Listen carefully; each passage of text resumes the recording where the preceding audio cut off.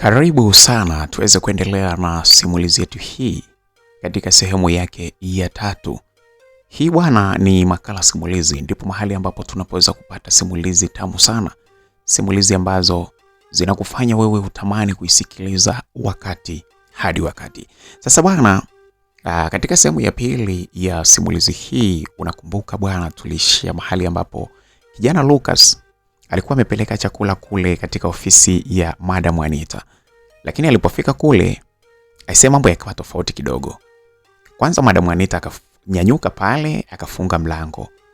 Alafu pale ndani bwana, aisee mambo yakawa namna gani vipi hatukuelewa ni nini kilichoendelea pale, lakini kama unakumbuka ni kwamba Madam Anita alikuwa na tabia fulani hivi, anamhitaji sana huyu kijana Lucas. Sasa kuna mambo mengi sana ambayo yaliendelea, lakini mengine hatukuyaona wala hatukuelewa ni nini kilichofuata. Sasa nikukaribishe sana katika sehemu hii ya 3 ili tuweze kupata mwendelezo wa simulizi hii. Karibu uweze kuungana na mimi, na kama hujabonyeza neno lililoandikwa subscribe chini ya video hii, basi libonyeze ili uweze kupata simulizi hii mwanzo hadi mwisho, lakini pia vile vile uweze kupata simulizi mbalimbali ambazo tutakazokuwa tunakuwekea hewani. Karibu twende pamoja. Mimi ni BHB wa makala simulizi. Karibu sehemu ya 3.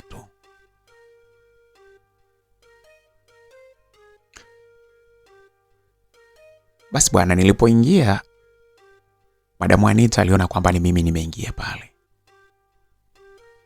Nilipoingia na kuona kwamba ni mimi, alianza kufurahi sana. Alionyesha kufurahi sana baada ya kuniona mimi. Lakini jambo la pili, alisogea na kufunga mlango kabisa. Akanitazama usoni na kuniambia, wewe leo humatoki mtu, ni mimi na wewe, yani ni wawili tu." Kiukweli niliduazo sana na maneno hayo. Nilishangaa sana kwamba ni kwa nini anazungumza hivi. Basi bwana, mimi niliweka chakula pale mezani na kutulia tuli kama maji mtungini vile. Nilisubiri kuona kama Madam Anita atafanya kitu gani, kwa sababu kama anataka kufanya mambo ambayo mimi mwenyewe nayapenda, ningempokea pale pale na ningemshughulikia vizuri tu, hata hamna shida. Basi bwana akaanza kuzungumza pale. Kwa nini ulikuwa hujibu jumbe zangu? Unajua nilichapa swali la kwanza pale, na wakati huo kabla hata sijajibu, Madam Anita akapiga swali lingine pale. Alipo nani pale akanikumbatia na kunilalia kifuani pale pale. Na mimi mwenyewe kwa sababu nilikuwa ni mtu wa mazoezi bwana, alipolala pale kifuani, kifua changu kilikuwa kinaruhusu vizuri. Basi niliacha mtoto mzuri aweze kukaa pale atulie kifuani. Alale apate utulivu, apate raha ambayo anatamani kuipata. Nilijisemea tu kwamba ngasema inawezekana kwamba alikuwa anapata vibabu kwa vizee, lakini sasa amepata kifua cha mwanaume, ni bora nimwache aweze kutulia ili aweze kupata raha. Basi bana, mimi nikamwacha, nikamsogeza karibu zaidi, akalala kifuani mwangu, akawa ametulia pale. Nikaanza kumjibu pale sasa taratibu, wakati huo sikio lake likiwa liko karibu na mimi zaidi, kwa sababu alikuwa amelalia pale kwenye kifua changu. Nikamwambia bana, mimi sikuwa na SMS wala dakika, na ndio maana mimi sikukujibu, lakini nilitamani sana kujibu message zako madam. Sasa jamani, buku tu umeshindwa kweli kujiunga hizo message na kuniweka roho juu kiasi hicho jamani. Au basi si ungeazima hata simu jamani, au ungetuma hata tafadhali nipigie, mimi si ningekupigia. Madam Anita bana alilalamika pale, lakini wakati huo lalamika yake ilikuwa ya utulivu, kwa sababu analalamika akiwa ametulia katika kifua changu. Asingeweza kulalamika sana kwa matatizo zaidi, lakini alilalamika huku akiwa anajua kwamba bado namjali. Sawa bana, lakini nikipata pesa basi nitaweka voucher, au ukinicheki wakati mwingine basi nitafanya hivyo, hamna shida. Ila unajua bana, mimi hebu ngoja bana madam, unajua mimi nawahi kule kefu, kuna order zinaningojea kule, hebu naomba niende basi. Jamani, mbona haraka hivyo wakati hata sijalala hata vizuri mwenzako? Kifua chako chenyewe kizuri Nafurahi kusikia mapigo yako ya moyo yanavyoenda. Yaenda vizuri. Usiende bwana, mbona haraka hivi jamani? Madamu Anita bana aliongea kwa madeko sana. Hakujua kama alikuwa ananisisimua sana mwili wangu. Na tayari mwili wangu ulikuwa umeshaanza kukokoa kupata ile joto. Unajua mtoto wa kike anapokuwa karibu na wewe zaidi, na kama wewe ni mwanaume lijali alafu mwanamke amelala kifuani mwako, ni lazima sana kuna hali fulani utaanza kuisikia. Nikamwambia basi tutazungumza baadaye. Ngoja mimi niwahi. Ila mimi sijapenda, umenibania bana. La sawa, poa basi. Ngoja nikuwekee vocha ili nikutumie SMS huyu unijibu, usinifanyie kama ulivyonifanyia, mimi sijapenda. Basi bana, nakushukuru, asante sana. Ukifanya hivyo madam utakuwa umecheza kama Pele. Nakushukuru, naomba nifanyie hivyo basi. Mimi mwenyewe fanya hivyo basi. Nilimjibu pale kwa furaha, huko nikiwa nafurahia kwamba anaongewa kifurushi pale, na nilijua kabisa pale nilianza kuhisi kwamba anaweza akanitumia hata pesa. So unajua tena mimi mwenyewe tayari nilikuwa nishaanza kujiona kama mimi ni kidume cha kulelewa. Hapo bana alinitumia shilingi 10,000 ya vocha. Mimi nilirudi zangu mpaka pale Kefu. Kufika nikamwona mtoto wa bosi. Yeye Nia yuko pale, ananiita kwa kukunja vidole. Nilitafakari pale niende au vipi, kwa sababu mimi yule Nia mimi ni mtu ambaye simuelewi kabisa. Lakini basi nikasema potelea mbali. Nilifikia mahali pale pa kazi. Yeye alikuwa na sehemu ya mahali ambapo alipokuwa yuko kwenye kitengo cha kuuza juisi na vitu vingine pale. Kulikuwa na chocolate na vitu vingine kama bites mbalimbali pale. Ni vitu ambavyo of course wanafunzi wa chuo walikuwa wanavipendelea sana, hasa wanafunzi wa kike. Yeye ndiye alikuwa upande ule. Basi nikafika pale afu tukasalimiana. Akaanza mambo yake pale. Vipi mwenzetu? Mbona jana kimya kingi sana? Au bi mkubwa alikuzingua sana mpaka ukaona ukasirikia yote? Eti bi mkubwa alikukasirisha ukaona unikasirikia na mimi kipenzi chako?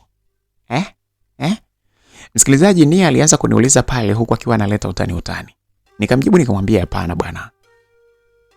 Ilikwenda fresh tu, walinielewa. Hata hivyo niliporudi nyumbani nikadakwa na homa kweli bwana. Unajua maneno ni kama yanaomba vile. Ukidanganya ugonjwa unashangaa unaumwa kweli. So nimemdanganya mama hapa. Nimemdanganya mama yako vizuri afu akanipa mpaka ruhusa kwamba nirudi nyumbani, lakini nimerudi nimeshikwa na homa kweli bwana. Jamani wewe acha uongo bana. Uongo dhambi ujue. Mimi mwenyewe alinihoji nimelala wapi. Nikaanza kwanza sio nimjibuje. Lakini nilikuwa nimeshapanga uongo wangu. Nikaona unafiti.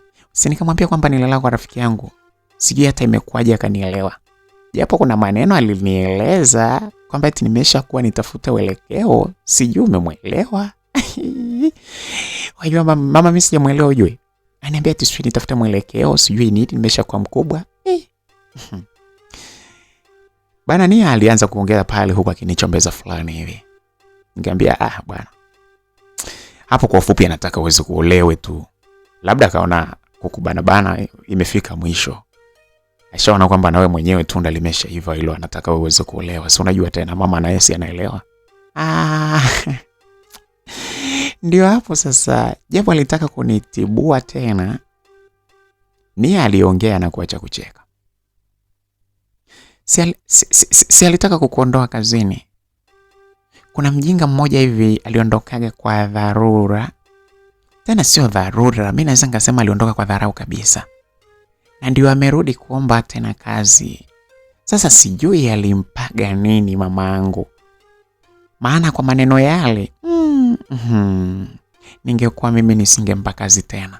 Lakini yeye alipoongea kidogo tu, eti kapata kazi. Yule jamaa atakuwa mchawi sijui, sio bure. Kwa hiyo mama akawa anataka kukufukuza kazi. Nilijitahidi kumuomba sana. Yaani nilimuomba sana ndio akakuhamisha vitengo kwenda eneo lile la kuhudumia wateja. Lakini alikuwa anataka kuondoe kweli. Yaani alikuwa anataka kufukuza. Kwa hiyo ulipokuwa unaongea naye ulikuwa unamwambiaje? Yaani ulikuwa unanisemea? Nilikuwa tunamwambia kwamba wewe ni mchapa kazi na nini, si unajua tena. Nikaa bembeleza pale, nampa fact. So unajua ili asijue kwamba ni nini kinaendelea. Kumbe mimi nakupenda wewe, sitaki uweze kuondoka hapa kazini kwetu. I say. Haya bwana. Nakushukuru basi. Basi bwana msikilizaji, hapo mimi kusema ukweli akili yangu ilikaa sawa. Nilimuelewa Nia ni mtu ambaye aliyekuwa ananizungumzia vizuri kule. Sasa wakati niko naendelea kuongea pale, nikasema kwamba nikamwambia bwana mimi ngoja niwahi kule jikoni kwa sababu kuna vitu napaswa nianze kuvichukua pale niwahishe mahali. Akaniambia basi sawa. Lakini bana uje na shida na kuongea na wewe. Msikilizaji, wakati naongea pale sasa mimi ninajiandaa pale niweze kuondoka niweze kwenda kule. Nilikuwa sitamani sana kukaa karibu na Nia hata kidogo. Bwana we, lakini nikaanza nikasema hivi kumbe nilitakiwa kufukuzwa kazi. Nikatoka pale nikaenda mpaka jikoni mahali ambapo alipokuwa Shazo rafiki yangu, nikamwambia mwanangu, kumbe nilikuwa natakiwa kufukuzwa kazi ese. Ili jamaa aingie. Alafu mimi ndio nilikuwa natakiwa nifukuzwe kazi. Sasa Shazo akaniambia, wenda bana lakini ndo kama hivyo. Kwa hiyo ikawaje? Nikamwambia bana, Nia ndo ameanza kubembelezea huko. Mpaka nikaponea chupu. Shazo akaniambia kweli? Nikamwambia ndo hivyo mwanangu. I say. Basi bwana huyo mtoto mshukuru sana mwanangu. Nikamwambia ndo hivyo mwanangu, namshukuru tena kweli kweli, yani si unajua tena ningeanza kurudi tena kitaa tena huko mambo yangekuwa sio. Sema mshukuru sana. Basi dua mwanangu. Poa. Sema unajua nini? Sasa wakati ndo nimeanza kusema hivyo sijamaliza kuzungumza pale. Akaniambia, wewe nani anakuita kule? Nia anakuita. Kuangalia kweli Nia ananiita. Nikamwambia jamaa basi ngoja nimsikilize kwanza, unaenda unatoka kwake sijui ananiambiaje. Jamaa akaniambia wewe nenda bwana, mtu mwenyewe anakulinda mpaka anakutetea kwa mama yake, wewe nenda bwana. Nilitoka pale nikarudi mpaka mahali ambapo niwe alipokuepo. Akaniambia mambo. Akaniambia jamani sipo rafiki yangu, si ndo nilikuwa hapa sasa hivi. Akaniambia sio hivyo lakini sasa nisikilize bana. Nikamwambia hebu niambie. Unajua nini bana? Kuna issue nataka nikwambie bana. Kitu gani? Mimi naitaka bana tena leo. Nia aliongea huku akiwa ananyoosha vidole kwenye upande wa huku kwa Sumani kichwa kipara huku. Sasa nilimuelewa, nikajua kabisa kwamba anaposema naitaka kitu gani. Nilijua kwamba alikuwa anataka tena rungu. Alikuwa anatamani sana kuchapwa na rungu langu. Nikamwambia butoka huko bwana. Ngoja nikaendelee na kazi zangu bwana. Niliamua kumpuuza pale na kuondoka zangu pale kwa sababu nilikuwa sina hisia zozote na Nia. Nia ni mtu ambaye nilikuwa sina hisia naye kabisa. Yaani hata ile nilivyomfanya ni kwa sababu tu alikuwa ndo hivyo kama amenilazimisha fulani hivi. Basi mimi nikatoka zangu, nikaondoka kuendelea na mambo yangu. Niliendelea na kazi zangu za kusambaza chakula kwa watu ambao waliokuwa wameniagiza kutoka kwenye kefi yetu pale. Wakati naendelea na shughuli zangu, ujumbe uliingia kwenye simu yangu. Nikaona ujumbe unasema upumzike kidogo, jua ni kali sana. Na kuona unavyokata mitatu. Nilisoma ule ujumbe na ujumbe ule ulisomeka hivyo ulikuwa unatoka kwa Madam Anita. Bwana we. I say, nikamjibu pale message, nikamwambia message yake ile nikamwambia bwana, niache nichape kazi bwana, mwanaume kazi, tutapumzika mbinguni kwa baba huko. Akasema basi baadaye usiku tutoke tukacheze muziki kidogo. Nikamwambia kwa leo hapana. Pale tunachati pale, nikamwambia kwa leo hapana bana. Labda kidogo weekend angalau.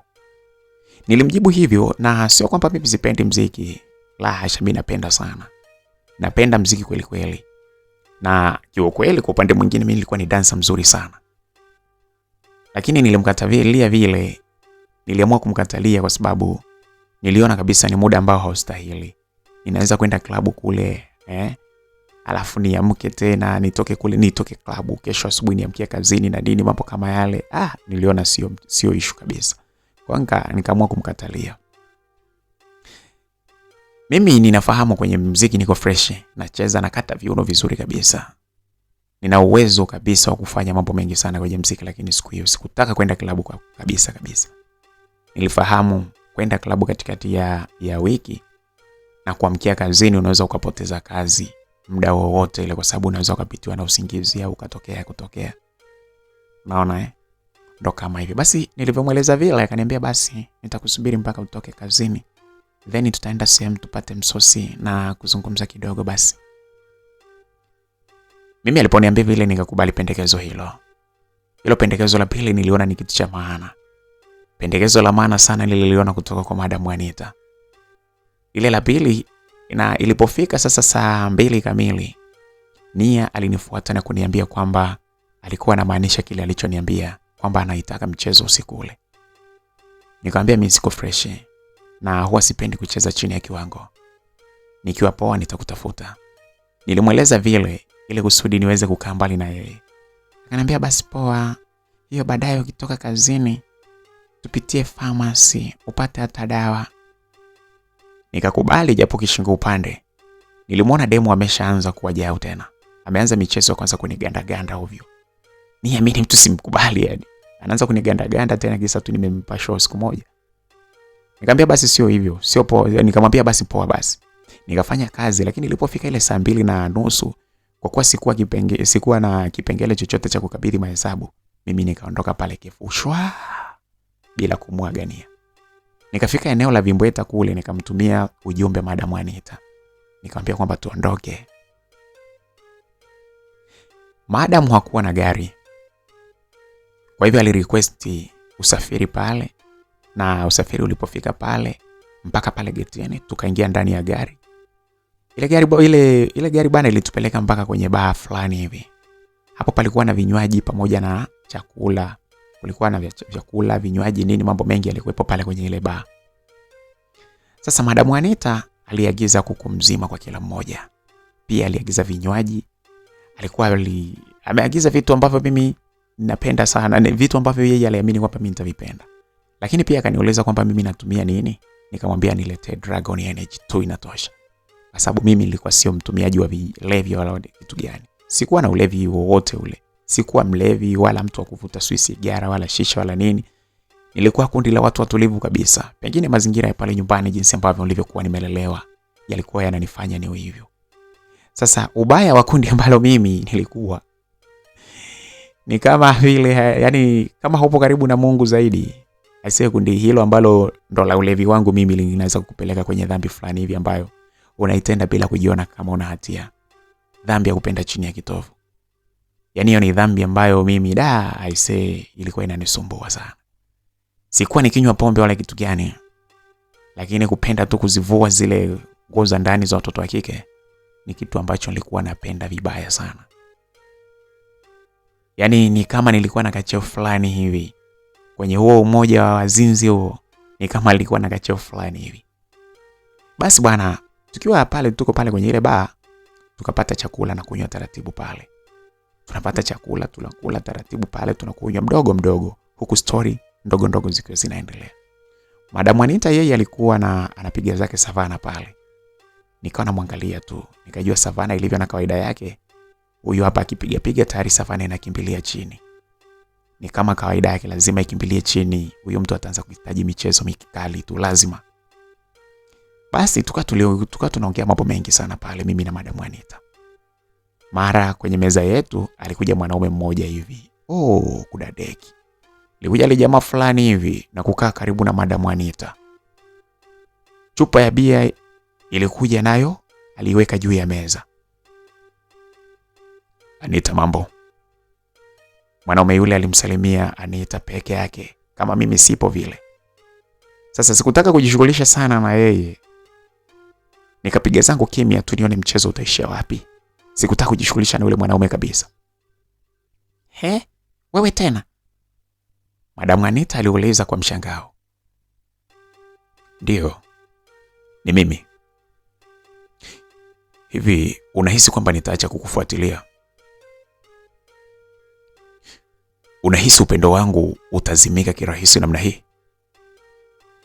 Ulinisaliti wewe, ukaniumiza, tukaachana kwa amani, ukaenda kwa hao ulioona ni bora kuliko mimi. Mbona unanifuata?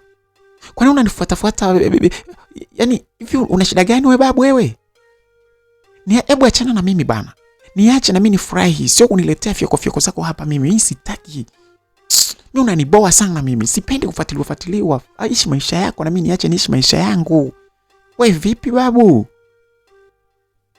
Anita, mimi na wewe ni wakufa na kuzigana. Hatuachani ngo. Au unanikataa kisa huyu kinyago wako ambaye yuko hapa? Anajua mimi na wewe tumepitia mangapi? Unanikataa kwa sababu ya huyu fala hapa? Eti kinyago mara sijui fala, nikwambie tu anakuzidi mengi sana. Na kwa taarifa yako, wewe mwenyewe kimoja tu kimaliza unakoroma, mwenzako ananipandisha vilele vingi ambavyo hujawahi nipeleka. Lione kwanza na lisura lake libaya. Hilo hebu niache mimi huko. Muone kwanza. Kwenda zako huko tena usinifuate mimi. Madamu Anita bwana aliongea maneno makali sana. Yale maneno hayakuwa ya kweli, ila alifanya hivyo kumuumiza sana mwanaume yule ambaye alikuwa ni ex wake. Oya Masela, John tuwe huyu mbwa hapa. Kajichanganya, huyu fala kajichanganya. John tumalize kabisa. Asa msikilizaji, yule jamaa mbavu sana aliongea kwa sauti yake kubwa. Aliongea alikuwa akiwaita wenzake pale. Kisha alichukua chupa ya bia na kuibamiza chini. Ilipobamizwa chini pale ilipasuka, hatimaye aliokota kile kipande cha chupa kile mkononi mwake. Sasa wale waliokuwa naye kwenye meza walifika haraka sana kuongeza nguvu pale. Kwa kuwatazama tu pale, mimi nilivyotazama hakuna mtu ambaye ningeweza kupigana naye pale. Nilikuwa katika hatari kubwa sana ya kujeruhiwa. Pengine hata kuuawa kabisa. Yale majamaa yalikuwa yako vizuri sana nilivyoyatazama. Basi bwana, ile jamaa alikaanza kuzungumza maneno ya vitisho pale. Namuua mbele ya macho yako huyu pumbafu. Ngoja sasa uone, kwa sababu unaniona mimi, pengine mimi fala kama huyu fala yako huyu. Wewe mjinga wewe. Nini? Unajua kuwa ni rahisi kama yani unahisi ni rahisi kama unachicha kuku vile? Hebu jaribu ni kumwage ubongo. Pumbafu nini? Ngoja nikuonyeshe sasa. Msikilizaji, Madamu Anita pale aliongea maneno makali kama hayo, na baada ya hapo wakati anaongea alikuwa ametoa bastola yake kwenye pochi yake. Alisimama na kumnyoshia bastola mwanaume yule. Yule mshikaji alinyoshwa bastola pale, nikakuta tayari na yeye ameanza kunywa na kutetemeka. Sasa yule mshikaji pamoja na wenzake walipotazama na wakaona kabisa kwamba kuna chuma imeelekea kwao, walimchukua yule mwenzao pale. Wale washikaji walikuja pale na kumshika yule jamaa na kuondoka naye. Japokuwa alikuwa anaendelea kutema maneno ya shombo vibaya mno. Alikuwa ananitukana mimi, yani kitu ambacho mimi hata sina ugomvi na yeye, lakini alikuwa ananitukana mimi, ananirusha maneno makali. Lakini washikaji zake walikuwa wanajua kabisa kinachofuata hapa ni kumwaga ubongo. Kwa hiyo akamchukua rafiki yao pale, wakatoka naye pale. Akawa anaendelea kufurukuta. Nitamtafuta huyo dogo, nitamtafuta, nakwambia Anita, huyo nitakunyima furaha maisha yako yote kwa sababu ya huyo fala. Lazima ujue mimi ndo mwenyewe. Yani mimi ndo mimi. Bora leta ufala nini? Msikilizaji, yule msela bwana aliongea kwa msisitizo huku akiwa anapiga kifua chake. Alikuwa anakipiga kifua chake, anakipiga hivi afu na kono lake kubwa kichizi. Yani yule mshikaji ni mshikaji kweli yule. Alikuwa ni mwamba kweli, yani jitu la mazoezi vibaya mno. Niliangalia nikasema, Mungu wangu. Sasa wakati anazungumza vile, Anita yeye hata hawazi, ameshikia bastola yake akamwambia, "Kwenda mwana, kwenda hata samlami yako mikosi, mshenzi nini wewe?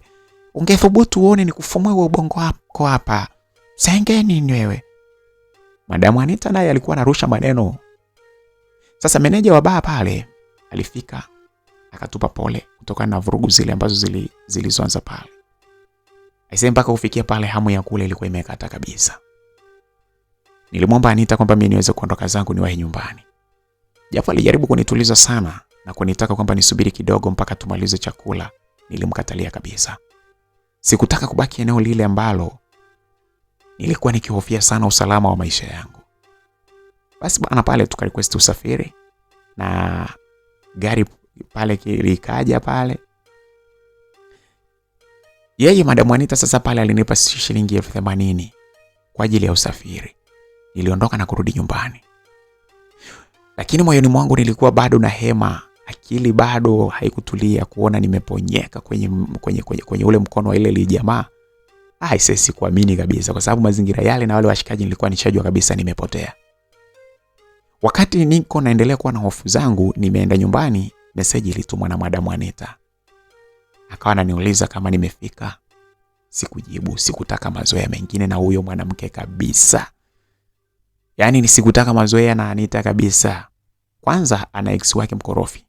Pili alikuwa anamiliki bastola. Hii niliamini kabisa kwa maana kwamba muda wowote ule nikimkorofisha tu hatosita kabisa kupiga kichwa changu. Niliona kabisa hapa muda wowote huyu mwanamke anaweza kunimwaga ubongo. Lakini hata ungekuwa ni wewe mshikaji, nikuulize, wewe unaweza kudate na mwanamke ambaye anamiliki bastola afu wewe huna? Mara moja hapo afu ujikute na wewe ndo vile mtu ambaye unapenda kuchiti vipi? Huwezi kuogopa kabisa kwamba huyu muda wote anaweza kafumua kichwa. Basi bana, ndo kama hivyo bana. Mimi nikawa sikutaka kujibu ile message. Alikuwa chanchanganya kumiliki bastola alafu pia na ex wake ambaye ni muuni sana. Alafu anahitaji kulipiza kisasi. Mimi sikutaka mazoea naye kabisa. Bwana wewe, mimi sikutaka kufa bana, umri wangu mdogo kabisa huu na bado nahitaji piskali niendelee kuzitafuna. Sikutaka kabisa yani. Sasa wajua bwana, mimi sikutaka kabisa mazoea, nakwambia msikilizaji. Usiku ulipita, asubuhi sasa nikaingia kazini kama kawaida. Japokuwa usiku ule ulikuwa ni wa moto, lakini asubuhi imefika, nimejiandaa vizuri kama kawaida na mimi nikaingia kazini. Sasa Nia alionyesha kuninunia kwa kuwa eti nilimtoroka usiku. Ule usiku uliopita si nilimtoroka, Nia akaonyesha kuninunia. Lakini hiyo kwangu haikuwa shida sana kwa maana sikujali sana kuhusu yeye. Alichokosea ni kwamba alinuna, alafu najua kawaida wanasema kwamba ukinuna uwe na uhakika kwamba utabembelezwa. Sasa unanuna alafu mtu ambaye uliyemnunia hana time na wewe, hakubembelezwa wala nini. Mimi sikushughulika na hilo. Mimi hilo swala halikunishughulisha kabisa. Kwanza Nia alikuwa hanivutii kwa lolote lile.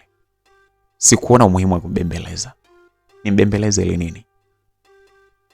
Basi mimi nikampotezea pale. Nikakausha, nikaendelea na ratiba zangu. Sasa mchana ulipofika, alijaribu kuniongelesha na mimi. Sasa na mimi niliamua kumpotezea kiaina hivi. Nikasema yeye alikuwa amenona asubuhi bwana, na mimi ngoja nimlie pause.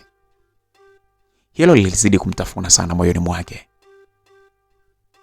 Nia alinitumia message nyingi sana za kuniomba msamaha ili nimsamehe. Yaani sijui sasa alikuwa anataka nimsamehe kitu gani. Yaani mimi ndio nilikuwa nimemtoroka na bado msamaha aliniomba. I say. Hapa nilikuwa najua kabisa nakosea, ila moyo wa kujirudi uligoma kabisa. Nilijua kabisa mimi ndo nilikosea, lakini ile kumbembeleza bwana swidini hapana. Nakwambia yeye ndo akaanza kuniomba msamaha pale. Sasa ubaya zaidi, alinionyeshea kwamba ananipenda sana. Hiyo sasa ndo ilikuwa ni mbaya zaidi kwenye mapenzi bwana. Siku zote msikilizaji, ukimuonyesha mwenzako wewe kwamba uko taabani kwake, ujue kabisa kwamba umekuisha vibaya mno. Yaani mimi nakushauri tu hapa kwamba siku zote unapokuwa unapendana na mwenzako, just onyesha kwamba unapenda wastani. Na yeye anapenda, onyesha, yani usikubali kumzidi sana kupenda. Atakutesa sana msikilizaji. Ndivyo ambavyo ilivyokuwa kwa Nia. Alikuwa ameonyesha kwamba ananipenda sana. Kwa hiyo na mimi sasa nilikuwa na vimba kichizi yani. Kama nilivyokueleza msikilizaji kwamba pale kefi yetu ilikuwa na huduma za tofauti sana. Kuliko ukifanisha na kefi nyingine. Kwa maana kwetu ukiagiza chakula tunaweza kukuletea ulipo. Tunaweza kukupa huduma nyingi sana afu kwa wepesi sana. Hiyo ilikuwa ni mbinu ya Giveta ya kupambana na ushindani wa kibiashara pale, kwa sababu pale chuoni migawa ilikuwa ni mingi. Nilikuwa nikipokea kimemo cha kupeleka chakula. Nilipokea nakumbuka ilikuwa ni memo ambayo ilikuwa imekuja kwangu ikinieleza kwamba napatakiwa nipeleke chakula sahani 3 kule chini. Sasa pale mimi nilikuwa napeleka vyakula tofauti sasa. Kwa sababu mimi kazi yangu ni kusambaza chakula, kwa hiyo oda yoyote inayokuja mimi ninaipewa tu, mimi ninapeleka. Sasa wakati huu nilikuwa nimepokea kibemo cha kupeleka sahani 3 za chips yai, soda na maji. Nilipeleka ni kwamba natakiwa nipeleke kule uwanja wa mpira. Uwanja wa mpira wa chuo kule. Sasa nilipokaribia, nilipiga namba ya simu ambayo niliyokuwa nimepewa ili kuzungumza na mwagizaji. Nilijitambulisha kwa sauti yangu ambayo ilikuwa na ukaribisho wa kipekee sana kama mhudumu. Kisha niliuliza kwa mara nyingine kwamba wamekaa upande gani, kwamba pale uwanjani wako upande gani. Nilipomuuliza pale, nilielekezwa ilikuwa ni chini ya mti mmoja mkubwa ambao eneo hilo lilikuwa ni na nyasi fupi fupi hivi. Mara nyingi wanafunzi wanapenda kulitumia pale kupoza akili zao nini na mambo mengine kama yale. Sasa niliwaona wadada watatu ambao walikuwa wamekaa hapo, walikuwa wakizungumza mambo ya hapa na pale. Nilianza kuelekea upande ule mahali ambapo walipokuwa, niliwafikia na kuwasalimia vizuri. Sasa miongoni mwa wadada hao watatu alikuwepo yule mwenye kifurushu kwa nyuma, yule ambaye alikuwa amefungasha vizuri vibaya mno, mweupe niliyekuambiaga kule. Alikuwa amebarikiwa kila kitu bwana, ni mzuri sura, lakini pia alikuwa amefungasha mzigo wa kufa mtu. Ukimtazama juu mpaka chini, yule sister huwezi kupata kitu cha kumkosoa. Yani ameumbwa, yani tunasema kwamba Mungu alikuwa ametulia kweli kweli katika kumuumba. Mtoto alikuwa na vitu vingi vizuri vibaya mno. Kwa hivyo mimi nilipofika pale, tamaa zangu zilizidi sasa kuelekea kwake. Lakini nilianza kuona kama ndo yale kwamba hawa watu sio size yangu hawa. Lakini kusema kweli moyo wangu ulimpenda sana. Nilipofika pale nikamwambia bana, oda zenu hizi hapa. Na gharama yake ni shilingi 18,000. Okay, sawa. Asante, pesa yako hii hapa. Alilipia yule dada mzuri yule ambaye mzuri zaidi, ambaye nilikuwa namkubali, nimemkubali kweli kweli. Nilijua kabisa yeye alikuwa na uchumi mzuri kuwazidi hao wengine. Sikujali sana, yani sikujali kabisa kuhusu hilo. I say, hivi kaka samahani, anyway basi. Poa bana basi. Alizungumza yule sister. Sikujua, nilikuwa nakasijui kama kuna kitu alikuwa anataka kuzungumza pale. Lakini sikutaka tena kuendeleza shobo pale. Alipozungumza vile nikaona amekatia pembeni, basi mimi nikaamua kuambia tuboke, asanteni na karibuni sana tuweze kuwahudumia zaidi na zaidi. Nilishukuru na kuanza kuondoka. Lakini nilipoanza kuondoka, sauti ikasikika tena. Samahani kaka, mimi naitwa si nikwambie. Okay, samahani, mimi naitwa Adija. Mwenzangu hapa anaitwa Leila. Na huyu hapo anaitwa Sara.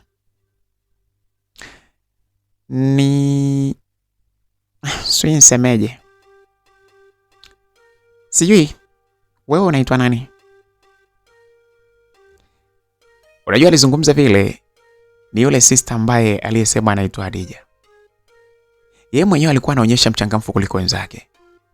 Hakupenda kabisa kwamba mimi niweze kuondoka bila yeye kunifahamu. Sasa Adija mimi nikamtazama pale, nikaamua sasa niweze kujibu. Unajua huyu mtoto ambaye alikuwa anaitwa Sara ndo yule sister ambaye aliyekuwa amenipa hela. Sara ndo yule binti, yule dada ambaye ni mzuri sana yule. Ndo nilitambulishwa kwamba anaitwa Sara. Leila ni mwingine ambaye alikuwa pale. Unaona bwana? Alafu Adija ndo huyo ambaye alikuwa amenitambulisha. Kwa hivyo pale kwa haraka haraka akili yangu ikasema okay, hapa mimi nadili akili yangu iko kwa Sara. Huyu Adija huyu okay sawa, lakini kuna Leila. Sikutaka kuwawaza sana, akili yangu yote ilikuwa imeenda kwa Sara, lakini Adija kwa sababu alikuwa ananizungumzia, ananiongelesha, basi nikamjibu nikamwambia bwana, mimi naitwa Lucas. Asante kwa kuwafahamu. Naomba niwaache kidogo basi niweze kuwahi. Nilijibu kwa kifupi pale na kuondoka zangu kuelekea kurudi kazini. Nilitaka niendelee na kazi. Sasa ilipofika jioni, Madam Anita sasa yeye alinitafuta ili nionane naye, lakini niligoma kujibu ile text zake kwa wakati ule. Sikutaka kujibu kabisa message yake muda ule. Na wakati huo Dr. Garissa naye alikuwa amesafiri. Alikuwa ameelekea huko nchini Uganda huko kwa ajili ya mambo yake, utafiti sijui nini. Hivyo sikuwa na usumbufu yoyote na yeye. Unajua Madam Garissa, yeye Dr. Garissa ndo mtu ambaye alikuwa anasumbua sana. Alikuwa hataki kabisa niwe karibu na Madam Anita. Kwa hivyo kwa kwake kuondoka kwake kwa amesafiri kwenda huko Uganda ilikuwa ni faida sana kwangu. Na kwa upande sasa wa Nia ndo kabisa nilikuwa sikutaka kabisa hata kuonana naye.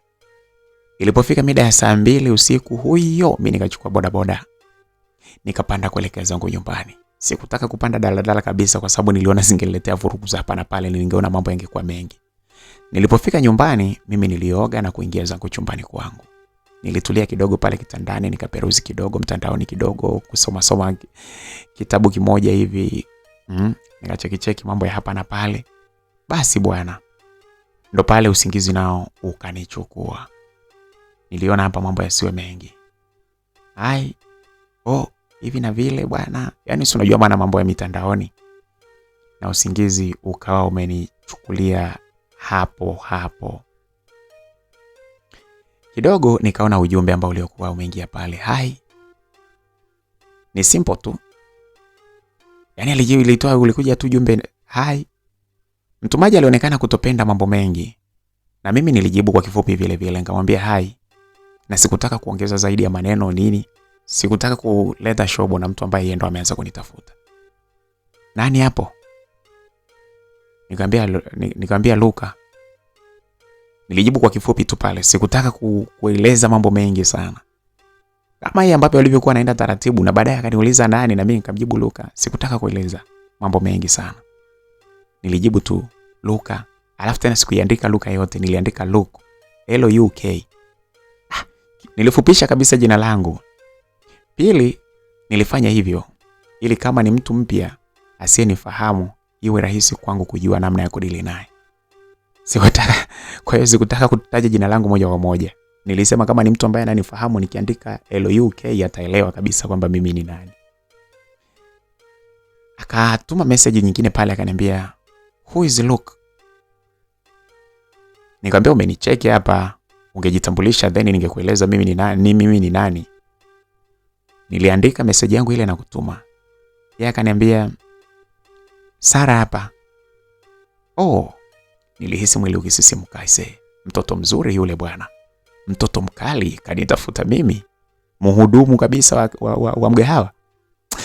Hebu acha kabisa. Msikilizaji, niliona shangwe kubwa sana. Niliona shangwe sana. Nikasema hapa kajileta machinjioni mwenyewe. Huyu kwa namna yoyote ile napaswa nifanye vyovyote vile nipige. Yaani mimi akili yangu haraka sana alivyonitafuta, akili yangu ikaanza kuniambia hapa napaswa niichape hiki kitu. Swala ni moja tu, kumpelekea moto. Miuno ya moto vibaya mno. Na mimi sasa bwana najikubali bwana, ngasema mimi si ndo mkali wa hizi mambo bwana. Ningesema hapa lazima hii lazima ilie hii. Look. Means Luka. Nikamwambia yeah. Of course. Look maana yake inamaanisha Luka. Okay. Yule kaka ambaye aliyetuletea chips kule uwanjani. Nikamwambia yap, ni mimi. Basi bwana, kuanzia hapo tukajikuta tunazungumza mambo mengi sana. Nilijitahidi sana kuongea mambo mengi ili kuhakikisha kwamba yule mtoto mzuri anacheka. Unajua mtoto wa kike ukitaka kumteka lazima ungangane kufanya vitu ambavyo vitamfurahisha. Kwa hiyo mimi nilijitahidi sana mtoto acheke na kufurahia mazungumzo. Inatoka hii na chapa hii. Yaani mambo ya kulia, yaani yalikuwa ni mwake kabisa, yaani muda ule. Story za kufa mtu hapa na pale, na mimi story hazishiwi, utani mwingi kama wote. Piga story nyingi sana. Sasa kufika saa 4 usiku nilimuaga kwamba mimi nalala. Kesho mapema nitamka kuwahi kanisani. Tuliagana na kulala zangu pale. Niliamka kama saa 2 kamili hivi asubuhi. Nilienda zangu kuoga. Nilipata pia kifungua kinywa pale. Haraka pale nikavalia kinadhifu kama kawaida yangu, piga pamba zangu pale, nikavaa suruali rangi ya udongo, shati jeupe, nilinyonga tai mkononi, ni mambo safi kabisa. Nilijipulizia manukato yangu kama kawaida yangu, sikusahau kabisa vimiwani fulani hivi vya kuniongezea unyama usoni, si unajua tena. Sasa baada ya kuhakikisha kwamba niko kamili gado, nilikunywa zangu chai pale na kuelekea kanisani misa ya pili. Ibada ilipoisha sikutaka mambo mengi sana wala kusalimiana sio nini na watu pale. Mimi nilirudi nyumbani mishale kama ya saa 7 mchana hivi. Kama kawaida chakula cha mchana kilikuwa kimeandaliwa. Tulikula pamoja kama familia. Tulipomaliza nikamtafuta Sara. Alinijibu kwamba bado alikuwa amelala. Nikajua zaidi kumbe Jumapili alikuwa hosteli za chuo kule, sivyo tu. Mtoto yule yuko board. Nikamuuliza kwa mitego, nikamuuliza vipi? Tutoke tuka catch breeze kidogo? Akanijibu sawa, but kuna condition moja tu. Nikamuuliza condition ipi? Akaniambia, ni lazima tuwe na private car. Kama utaweza ku afford. Okay, we can go. Let's go. Unajua nikajiambiza moyoni mwangu mtoto ameseti standard yake bwana. Hataki mambo ya daladala wala Bolt sui nini. Sasa alivyoniambia vile, mimi kutokana na jinsi ambavyo nilivyokuwa nimemkubali, kuniambia kwamba anahitaji lakini kuwe na private car, nikaona hata sio shida. Nikamwambia good, hamna shida. Nitakufuata saa 11. Msikilizaji, sikuwa na gari, ila jeuri yangu yote ilikuwa ni kujibu namna hiyo. Nilipata kwa mwanangu mmoja hivi ambaye yeye ni Tito. Tito bwana, huyu jamaa alikuwa akishua kweli kweli, rafiki yangu huyo. Kwao kulikuwa na magari mengi sana. Wewe unachagua tu lipi la kutoka nalo, lipi unataka hivi na vile. Basi nikampandia hewani Tito, nikamweleza kwamba bana, nina shida na gari hivi na vile, nitajaza mafuta na kila kitu, nitashughulikia mimi. Tito hakuwa na shida kabisa. Hakuwa na shida kabisa na mimi. Alinijibu tu mida ya saa 9:30 atakuja nalo mitaa ya karibu na home pale. Nikamjibu unyama, poa. Basi mimi nikaingia kujiandaa. Nilitaka kupendeza haswa. Nilivaa t-shirt kubwa hivi jeusi. Chini nilivaa track nyeusi na sendo nzuri. Kichwani niliweka kofia na ya duara safi. Yaani nilikuwa nimetokea, yani unajua kama jitu fulani hivi ambalo labda linafanya kazi mazingira fulani hivi, au ulifanya biashara la madini hivi, au msanii mkubwa fulani hivi hadi. Wewe unajua. Nilikuwa nimeweka kichizi yani. Basi bwana, mimi nilipojipulizia manukato yangu ya kutosha pale, nilimcheki sasa Dr. Garissa na kumweleza kwamba nina shida na 300,000. Haraka sana alinitumia ile pesa. Katuma pesa hiyo. Nilikuwa kamili kwa matanuzi ya siku hiyo sasa. Nishakuwa fresh kila kitu pale. Nilitoka nyumbani mpaka alipokuwa Tito pale, alipokuwa ananisubiri. Tuliingia kwenye gari mpaka kituo cha kujaza mafuta. Hapo sasa niliweka mafuta ya shilingi 80,000. Mbele sasa, niliposogea mbele kidogo, nikamshusha Tito. Yeye alikuwa anaingia kwenye misele yake mingine. Na mimi nikachoma mafuta mpaka chuoni. Nyumbani kwetu hatukuwa na gari, msikilizaji. Lakini nilijua kuendesha gari. Unajua kuna vitu hata kama kwenu havipo, ni muhimu tu kuvijua. Ukiwa kama kijana ambaye uliye na ndoto nzuri za kuishi maisha mazuri, inabidi ujue tu. Lazima uwe na uwezo wa kuendesha gari, kuendesha pikipiki, kuwa na pasipoti. Si unajua pasipoti ya kusafiri hata kama nyumbani namna gani vipi, yani hata kama huna safari ya kwenda nje ya nchi, lakini inabidi uwe na vitu kama hivyo. Sasa bana, kufika hosteli mimi sikutaka kutoka nje kwa kuwa sikutaka watu wanione. Nilipofika pale, nilimpigia tu simu Sara pale na kumpa taarifa kwamba nimefika. Aliponiuliza nipo kwenye gari gani, nikamwambia kwamba acheki Crown nyeusi. Ndo nilikuwa ndani yake. Alitoka akiwa amevalia nguo za ufukweni. Zilikuwa na maua hivi. Aliegesha miwani kwenye paji lake la uso. Nguo zilikuwa zimemkaa vibaya mno. Alikuwa amependeza, yani nguo zilikuwa zilimkaa na kumwenea vizuri mwilini. Kila hatua moja aliyokuwa anapiga, alikuwa anazidi kusisimua kweli kweli. Sara alikuwa mwanamke mzuri zaidi ya neno lenyewe. Yaani ukisikia mwanamke mzuri kuliko uzuri wenyewe, ndo Sara ise. Nilimfungulia milango pale na yeye akaingia ndani ya gari. Tulikumbatiana kidogo kishikaji hivi. Kisha nilichapa mwendo kuondoka sasa pale mazingira yale pale chuoni. Nilizi nikikupa mtihani wa kunifuata na gari utashindwa. Pili sikujua kama una uwezo wa kuendesha gari. mwanaume umevuka hivi viunzi kweli. Kama unakunywa maji vilani. Hongera yako bana. Nilijua utaweza bana. Sara alinimwagia maua yangu pala kwa kusema kwamba eti mimi nimefanikiwa kuruka vile viuzi alivyokuwa ameniwekea. Tena nimevivuka kiurahisi kabisa. Nikamwambia, unajua kwa ajili yako sikuwa na namna nyingine zaidi ya kufanya hivi. Kwa hiyo tu enjoy siku hii. Jiachie ufurahie, tumalize uchovu wa siku nzima, then kesho tuendelee na other stuff za chuoni, si unajua tena. Yeah, sure. Basi bana, tuliendelea na stories zetu na tulienda mpaka kwenye hoteli fulani hivi moja ambayo ilikuwa karibu na ufukwe wa bahari. Tukaagiza vinywaji, wine pale, tukawa tunapata taratibu huku tunazungumza mambo mbalimbali. Sara alijisikia furaha sana kwa kuwa mimi yani jinsi ambavyo alivyokuwa na mimi pale nilimuona alikuwa na furaha sana. Nami nilihakikisha kwamba mtoto mzuri hakaukiwi na tabasamu. Kila wakati nilikuwa nikiangalia ni kitu gani kitamfurahisha zaidi. Nikamuuliza kama atapenda nimpe machaguzi ya mambo yafuatayo. 1, tukaogelee kwenye swimming pool. 2, twende tukaendeshe ile jet ski. Zile pikipiki za kwenye maji zile. Lakini 3, tukimbizane na unyama ule wa pikipiki wa matairi manne ile. Unajua mapikipiki ya matairi manne yale. Tukimbizane mle. Yeye alichagua tuendeshe pikipiki ya matairi manne. Yale of course ni mengi, anatoka kwenye kampuni ya bajaji. Tukawa tumekubaliana pale, tukalipia pale shilingi 40,000 kwa nusu saa. Tulianza kuendesha, tulifurahia sana wenyewe aise. Nilimwendesha kama dakika 10 hivi na nyingine aliomba niendeshe. Nilikuwa nyuma ya ule mgongo wake bwana. Bwana wewe. Nilikuwa niko nyuma yake hivi. Afu ile kibinda ile yote ilikuwa imefumuliwa, imerudishwa kwa nyuma hivi. Nilinogewa. Aise, nilivutiwa sana, nilikuwa nikijisikia raha sana jinsi ambavyo alivyokuwa amenirudishia kile kibinda. Yaani ule mzigo wote ulikuwa kwa upande wangu. Nilimkumbatia kwa nyuma hivi, naye hakugoma. Niliona sasa haya ndo maisha yenyewe sasa. Aliendesha afisa kwa kufurahia namna ambavyo nilivyokuwa nimemshika. Jinsi ambavyo nilivyokuwa nimekumbatia kile kiuno. Alikuwa anafurahi sana huku akiwa anaendelea kuendesha. Mikono yangu ilikuwa iko kiunoni mwake na kuibana mbele ya tumbo lake kidogo hivi.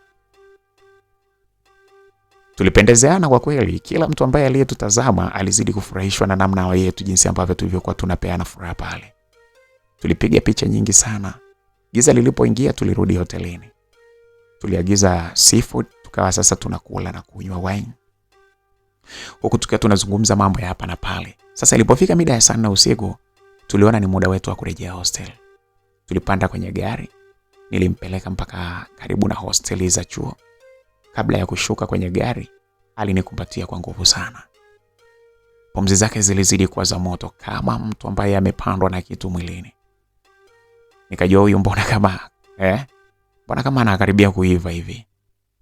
Nikamnongoneza sikioni mwake kwa sauti yake yangu nzito fulani hivi. Niliongea naye kwa lugha nzuri ya kimahaba. Nikamwambia tuende mbele kidogo. Najiona natamani kuendelea kuwa na wewe. Natamani hata ikiwezekana tukeshe mpaka asubuhi. Hakujibu kwa kufungua kinywa chake. Lakini yeye aliniangalia tu. Naye alionyesha kuhitaji zaidi kuendelea kuwa na mimi pale. Nikawasha gari, nikaendesha mpaka eneo fulani hivi lenye giza kidogo hivi. Ilikuwa nje kidogo ya pale kwenye chuo. Hapo sasa mimi nikazima taa ya gari. Nikapandisha vioo mpaka juu kabisa. Nilikuwa mimi na yeye tu pale ndani. Nilikuwa na kinga zangu hivi. Ila kwa namna, yani kwa jinsi ambavyo nilivyomuona, pisi ile jinsi ambavyo ilivyokuwa imefanana, nikaona hii siwezi kutumia kinga. Hii inapiga kavu. Nafikiri unajua ndio vile ambavyo wanaume tunavyofia pale. Ukiona mtoto mkali zaidi unasema kinga haina maana, unataka ule kavu. Basi na mimi ndo nilifanya ujinga kama huo. Nikasema hapa napiga kavu ili niweze kupata ule utamu wake wote. Nikamvuta karibu yangu, naye alijaa akasogea karibu yangu kweli. Nikampa ulimi naye aliupokea. Sikuwa na pupa. Nikadendeka pale. Nikapigia denda nyingi pale. Dakika kama 5 hivi alikuwa hoi binti Abani. Mkono wake ulikuwa unakazana sana kushika kwenye kitumbua. Mkono wake ulikuwa umeenda kule kwenye kitumbua chake. Alikuwa anafanya kama anapasugua hivi kwa nguvu. Nikajua panamuwasha, panataka dubwana langu liweze kuingia mle ndani. Nilijua kabisa ule uvimbe ambao aliokuwa anauona katika bakora yangu, alikuwa anatamani liweze kuingia kule. Alikuwa anataka liweze kuingia kule liweze kumsugua. Lakini nikaamua kushusha pumzi kidogo. Nilivuta hewa kwa nguvu, nikaibana pumzi. Nikaanza kuiachia taratibu kabisa. Hiyo ilikuwa ni mbinu yangu ya kupunguza hisia kali ambazo nilizokuwa nazo. Nikaanza sasa kutoa zile nguo ambazo alizokuwa nazo. Nikaanza kumnyonyoa manyoya, naweza nikasema. Nikamnyofoa manyoya yote nikaweka pembeni. Akawa amebaki kama vile ambapo yani kama kitoto kichanga vile. Hapo yeye sasa aliendelea kujisugua tu kwa kidole chake kule kwenye kisima chake kule. Akawa anaendelea kujisugua. Wakati anaendelea kufanya vile na mimi nikiwa naendelea kutalii katika mwili wake, alikuwa akitoa maji mengi sana katika kisima chake kule. Alikuwa na maji mengi kinoma ise. Nikamtomasa zaidi ya dakika 5 nyingine hivi. Ikafika hatua hajiwezi kabisa. Oya.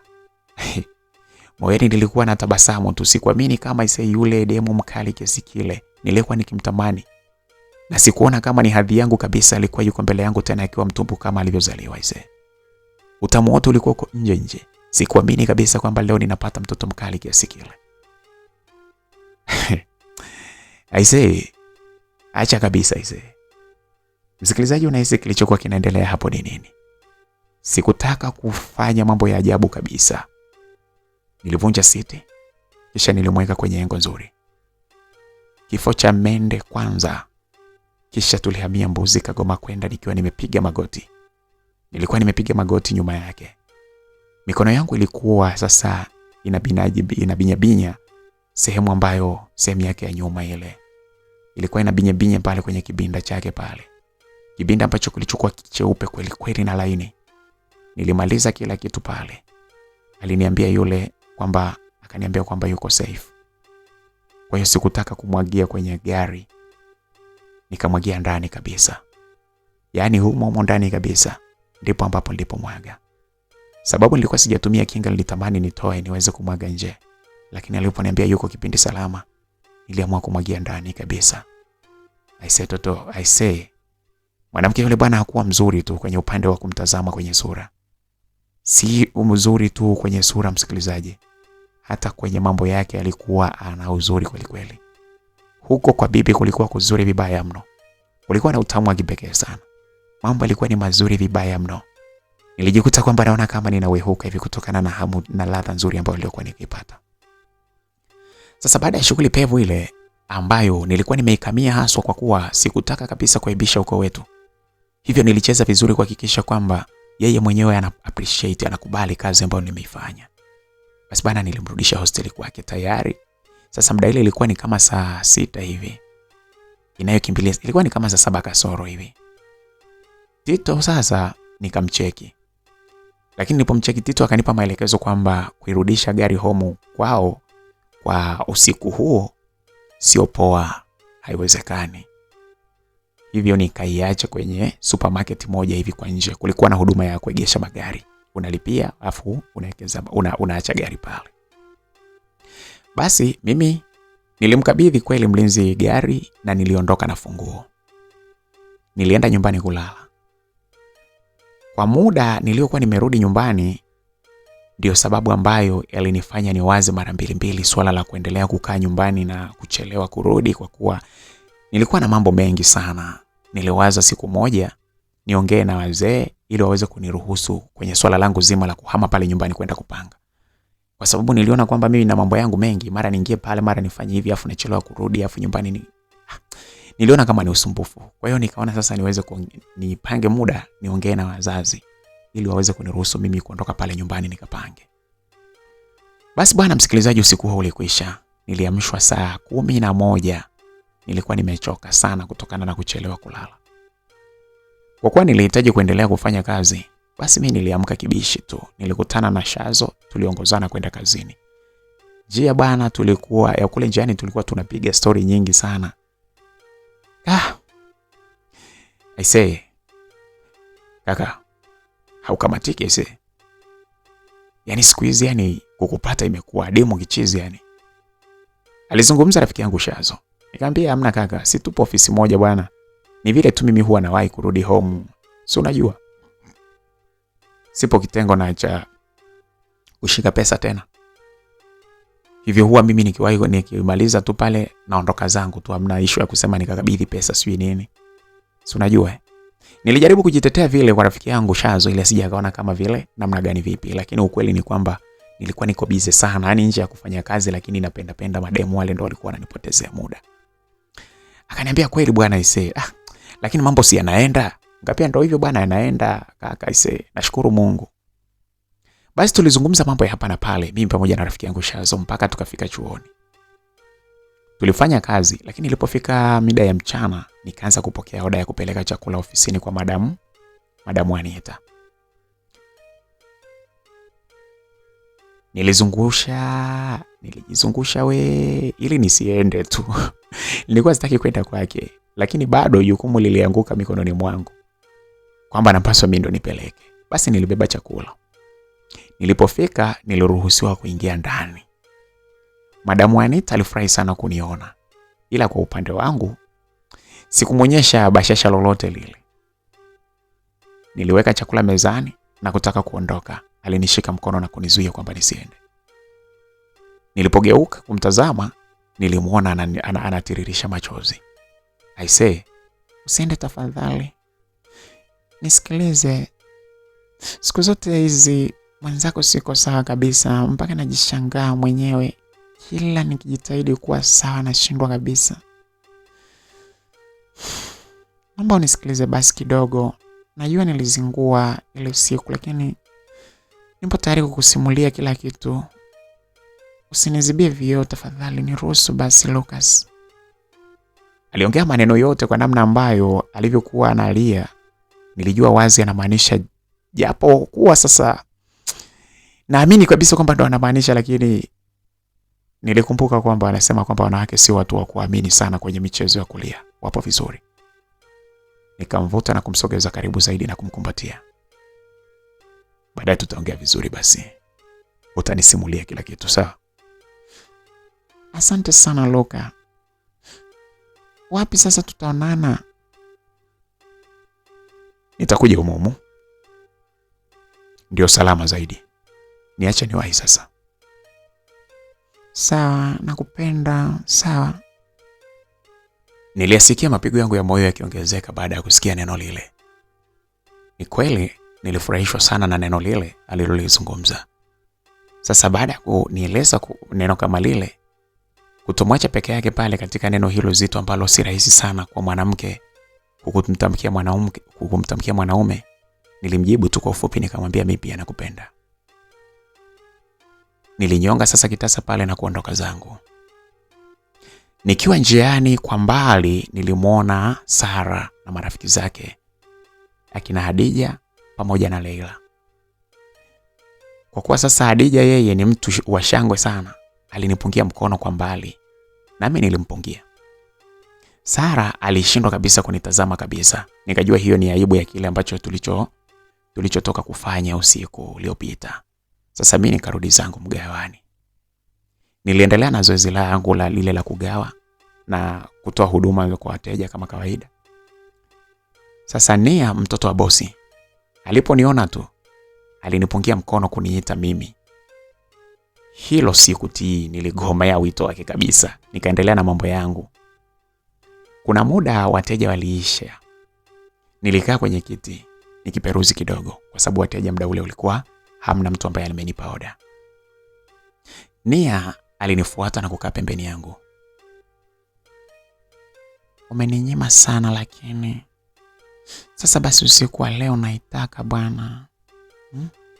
Leo bwana, nipe bwana, ukanisugue usiku mzima. La sivyo La sivyo nini sasa? Nitamshawishi mama akufute kazi hapa KEF. Kama unaipenda kazi yako, usiku kanipe uisugue. Naam sana. Msikilizaji, Nia aliongea na kuondoka. Aliniacha nikiwa mwingi wa hasira sana. Nadhani sisi tungekuwa tuko maeneo ya pekee yetu, mimi ningemchapa makofi kabisa. Mimi huwa sipendagi kutishwa tishwa yani. Nasema umaskini wangu bana uwezo, yani umaskini wangu wa kufanya kazi kwao yani ndio kiwe kigezo cha yeye kunitaka kunitumikisha kimapenzi. Nilimind of course, yani nilimind kweli ujue.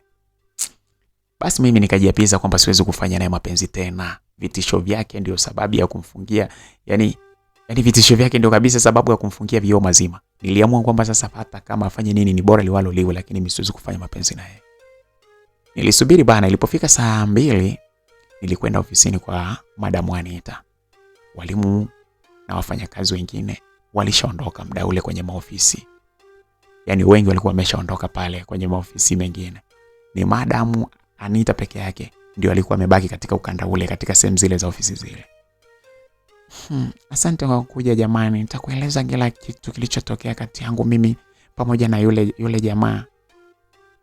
Nikampa ishara kwamba azungumze, kwamba ni kipi kilichomsibu. Nilikuwa makini sana kusikiliza ili asinidanganye. Nilikuwa niko makini kweli kweli kwa sababu nilifahamu mwanamke ukimwacha chance tu ataanza kukudanganya. Sikatai, Juma alikuwa ni mpenzi wangu. Tena nilimpenda sana. Na yeye alinipenda. Ilifikia mpaka akaja nyumbani kwetu kwa lengo la kujitambulisha ili mchakato wa ndoa ufuate. Ilipopangwa tarehe ya kulipa mahari, siku hiyo Juma hakutokea nyumbani. Tulimsubiri sana. Hakufanya hivyo.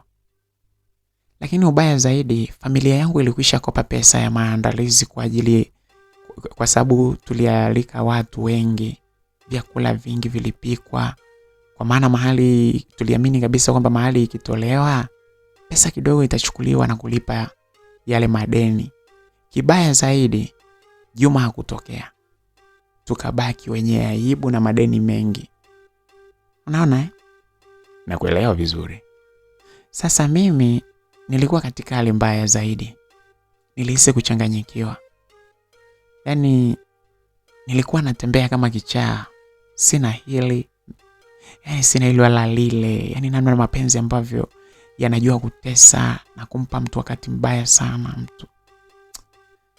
Kuna mtu nilikuwa natembea, yani kuna siku nilikuwa natembea. Kuna wanaume 3 walinikamata na kumbuka na kunipeleka kwenye jumba bovu. Licha kuwa walikuwa wanataka kunifanyia kitendo kibaya, sikupiga kelele wala nini. Nilikuwa tayari kwa kile ambacho walichotaka kunifanyia wale watu. Sasa kwa bahati nzuri, alitokea mbaba mmoja ambaye alisikia minong'ono ya wale watu. Alikuja kwa makelele. Wale watu walikimbia na kuniacha mimi pale. Yule baba alinichukua na kunirudisha nyumbani. Sikuwa kwenye majonzi ya kutaka kubakwa, bali majonzi yangu yalikuwa ni yale ya kwa nini Juma kaniacha? Kwani mimi nina kasoro gani? Kitendo cha kutokuwa sawa ndio sababu ya baba yangu kunipeleka kwa wanasaikolojia ambao nilikuwa chini ya uangalizi wao kwa muda wa miaka 2 mpaka nilipopona na kumsahau kabisa yule fedhuli Juma. Sasa mwaka huu ndio nikaenda polisi kwa lengo la kuomba kibali cha kumiliki bastola.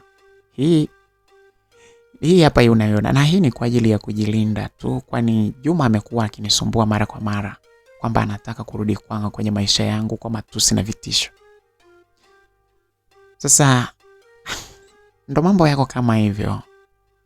Sijui kama kuna namna nilikuudhi sana, lakini naomba unisamehe tu kama kuna sehemu nimeboa sana. Kwanza pole sana kwa hayo yote ambayo uliopitia. Lakini sasa wewe jamaa yako hatotulia. Ataendelea kukusumbua wewe na kila mtu ambaye atakayekuwa karibu na wewe. Atajikuta kwenye hatari kubwa sana ya kuwindwa na, yani atakuwa anawindwa maisha yake na huyo jamaa yako. Kuna habari njema kuhusu hilo jambo. Madamu Anita aliongea pale huku akiwa anatabasamu. Ni habari gani hiyo tafadhali, hebu naomba uniambie. Huyo Juma ni jana tu amehukumiwa kifungo cha miaka 30 gerezani baada ya kukamatwa na madawa ya kulevya uwanja wa ndege huko Afrika ya Kusini. Kwa hiyo hakuna kikwazo kingine chochote ambacho kilichosimama mbele yetu. Tujimwaye tu, my love, nakupenda sana. Ni kweli unayosema? Ndiyo, ni kweli kabisa. Sikudanganyi kabisa Lucas. Oh. Basi sawa. Kama unachozungumza ni kweli, poa. Okay, lakini saa 3 ikumbe bwana. Mimi naona tuondoke. Jamani, mbona mapema? Ila sijajua kama kweli umenielewa wewe. Nimekuelewa vizuri. Usijali, tuondoke tu. Muda umesogea sana, sitaki kuwa kera wazazi tena nyumbani kule kwa kuchelewa kurudi nyumbani, sio poa. Ni sawa kama umenielewa kweli. Basi naomba unipe utambasi hata dakika 5 tu zinatosha basi. Hata ila 5 chache, dakika 20 tu zinatosha, tutawai. Mwanzako mimi sijafanywa na muda mrefu na hamu kweli yani. Madamu Anita bana alivunja ukimya na kuniambia maneno makali kama hayo. Huko wakati anaongea huko ananilegezea sauti ya macho yake. Unajua nini madam? Nimechoka bana. Hebu tufanye siku nyingine. Bwana, kidogo tu bwana. Madamu Anita bana alizidisha kudeka na alianza kunipapasa. Mikono yake ikaenda mpaka huko kwa sumani, kichwa kipara huko. I say, sasa hapo mimi ndipo ambapo madhaifu yangu yalipo.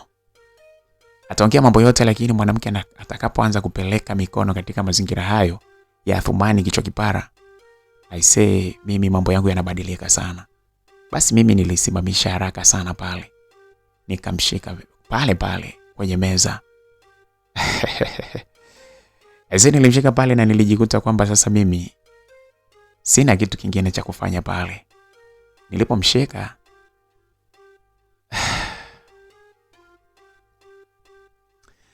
bwana msikilizaji bwana, hiyo ndio sehemu ambayo ni sehemu ya 3 ya simulizi hii. Natumai unatamani kupata mwendelezo wa simulizi hii, ni kitu gani kiliendelea pale katika ofisi ya Madamu Anita. Naomba tukutane katika sehemu inayofuata, itakuwa ni sehemu ya 4, na hapa ndipo ambapo tutakapofahamu mambo mengi sana msikilizaji. Endelea kwa pamoja na mimi na sisi hapa Makala Simulizi. Kila kitu tutakuletea hapa na tutakuwekea hapa. Mungu akubariki sana, na kama hujabonyeza neno subscribe, basi bonyeza hilo neno chini ya video hii ili uweze kuwa mwanafamilia katika channel hii ya Makala Simulizi. Lakini pia usiache kulike, kucomment na kushare kwa wenzako ili na wao waweze kupata burudani hizi. Aisee, kufikia hapo hatuna la ziada katika sehemu hii ya 3. Tukutane katika sehemu ya 4. Bye bye.